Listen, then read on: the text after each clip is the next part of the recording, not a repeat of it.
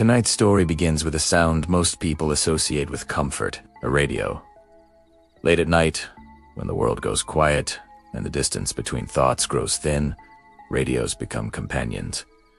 Truck drivers on endless highways, nurses between shifts, security guards pacing empty buildings, insomniacs staring at ceilings. For decades, late-night radio has been a place where strange things are allowed to exist. Experimental programs, anonymous colors, voices drifting through static, sounding half real, half dreamlike. But in one case, a radio broadcast didn't just tell a story.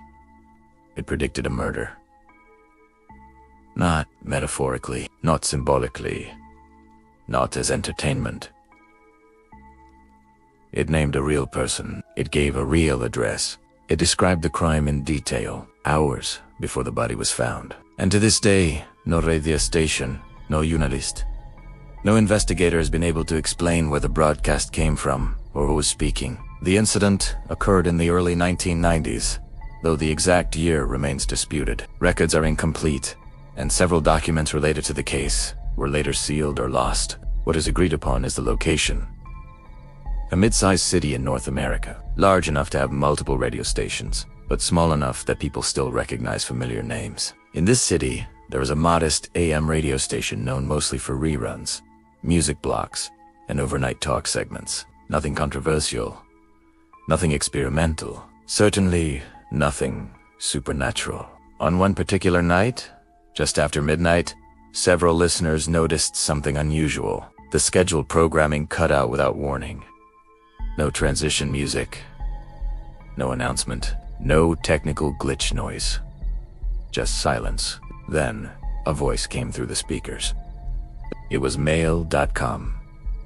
Measured, emotionless, not distorted, not whispering, not dramatic. It sounded like someone reading from a report. The first sentence was strange, but not alarming. No one will notice at first, the voice said, because it will look like an accident. Listeners assumed this was a piece of radio theater, something perhaps a short story or monologue. Late-night radio often pushes boundaries. Then the voice continued. Tomorrow morning, at approximately 6:40 a.m., the body of Daniel Harper, aged, will be found in his apartment on Brookside Avenue. That's when the tone of the room changed. Because Daniel Harper was not a fictional character. He was a real person. Not famous, not wealthy, not powerful, just a man. Some listeners recognized the name immediately. Harper worked at a local electronics store. His name appeared occasionally in small newspaper ads. He lived alone, kept to himself. Others didn't know him personally, but the specificity was unsettling. A full name, an exact age, a real street. The broadcast continued without pause. He will be discovered by his downstairs neighbor, who will report an odor before noticing the door unlocked. The voice described the apartment in detail.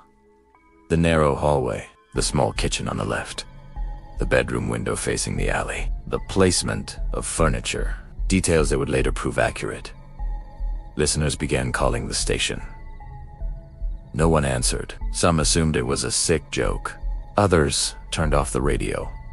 But a few stayed. One of them was a night security guard named Thomas Keller. Keller worked alone overnight at a commercial facility. Radios were his background noise.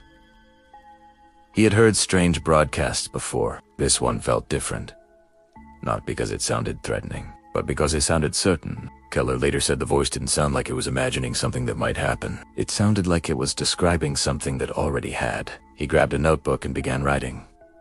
Word for word, the voice continued. The cause of death will be blunt force trauma to the back of the head. The weapon will not be found. There will be no signs of forced entry. Then came a pause. A long one. Long enough that some listeners thought the broadcast had ended. Then the voice added something that, at the time, made no sense. Police will initially assume the victim knew his attacker, it said. They will be wrong at that point. No crime had been discovered. No police were involved. No assumptions had been made. The broadcast ended abruptly.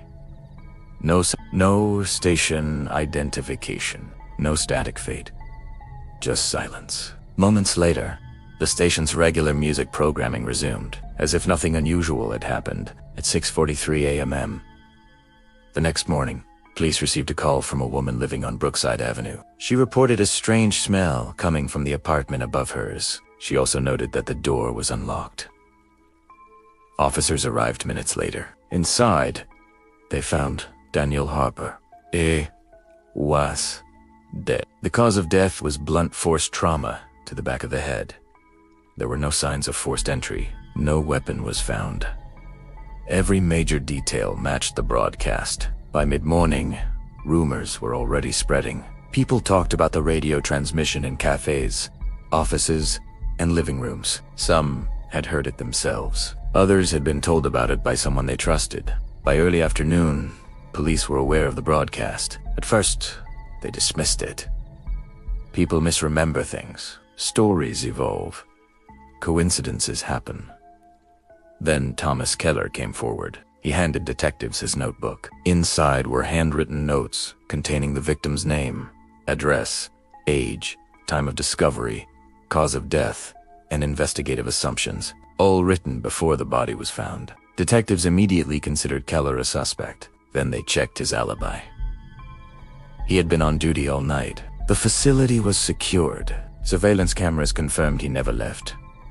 Entry logs showed no anomalies. Keller was cleared. Attention turned to the radio station. Management denied everything. They claimed no such broadcasts existed. No recording, no transcript, no scheduled program. When investigators requested transmission logs, they were told the station's overnight recording system had malfunctioned that evening. Conveniently, engineers insisted that no unauthorized broadcasts could have gone out without someone noticing. Yet dozens of listeners described the same voice, the same phrasing, the same pauses. Tisamiton. No employee recognized it. No freelancer claimed responsibility. No prankster came forward. As the investigation into Harper's murder continued, another unsettling problem emerged. There was no clear motive. Harper had no criminal record, no known enemies, no history of violence, no recent disputes. Friends described him as quiet, predictable, almost invisible. He went to work, came home, watched television, slept. His phone records showed nothing unusual. His computer history was mundane. No threatening messages, no signs of paranoia, which raised a terrifying question.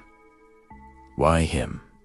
Why announce his death? And why announce it before it happened? Detectives initially stated publicly that Harper likely knew his attacker. Later that day, they quietly retracted the statement. Evidence didn't support it. Those who remembered the broadcasts felt a chill. The voice had predicted that reversal.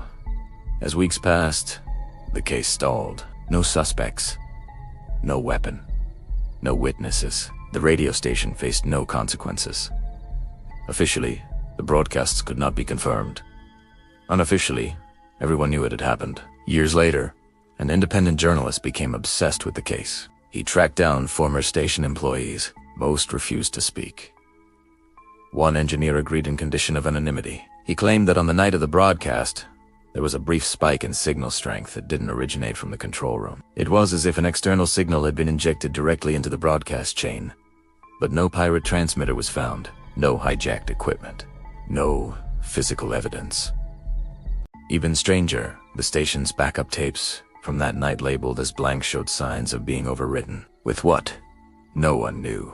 As the journalist dug deeper, he discovered something even more disturbing. This wasn't the only case. Similar stories existed. Scattered, inconsistent, poorly documented. A late-night broadcast in another city describing a fatal hit-and-run minutes before it occurred. A caller warning of a house fire that hadn't started yet. A voice announcing a death that police wouldn't confirm until hours later. Authorities dismissed these reports as urban legends. But when the journalists compared details, a pattern emerged. Late night, AM radio. Anonymous voice. Extreme precision, and always the same thing afterward. Denial. No recordings, no responsibility. The broadcasts vanished as cleanly as they appeared. Years after the Harper case, Thomas Keller was interviewed again. Older, retired, still shaken. He admitted there was something he hadn't told police at the time. At the very end of the broadcast, after the details about the investigation, the voice had said one final sentence. A sentence Keller almost didn't write down.